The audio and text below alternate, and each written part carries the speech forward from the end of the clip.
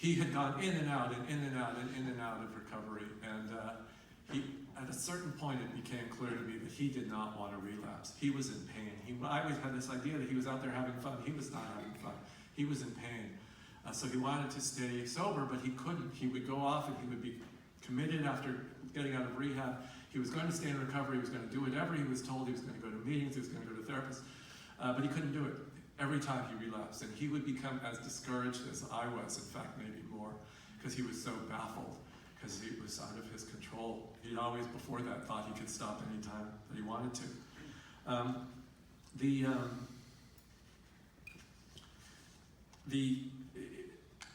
He relapsed again. This was after Beautiful Boy came out. Nick wrote a book about his own experience called Tweak. They both came out, and Nick relapsed a couple times actually since then.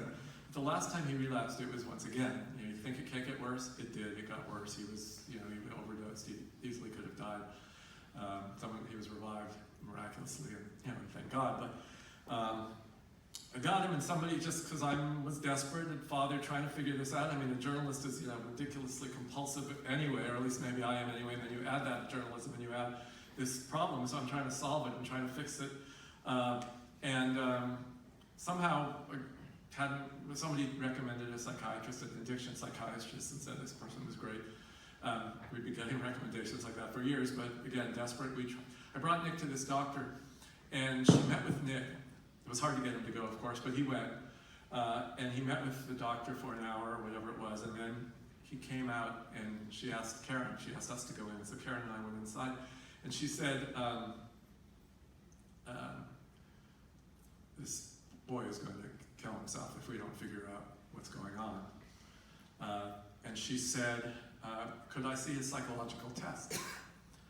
And what does that? And she said, you mean he's been in and out at that point of 10 different treatment programs. He'd seen how many therapists, how many outpatient programs, sober living houses, and no one had mentioned the word. I never even heard that word before about having him tested. She had him tested, and it turned out that the reason that he kept relapsing was not because he didn't understand what he needed to do to stay in recovery, but because he had a very serious mental illness. He has bipolar disorder and depression.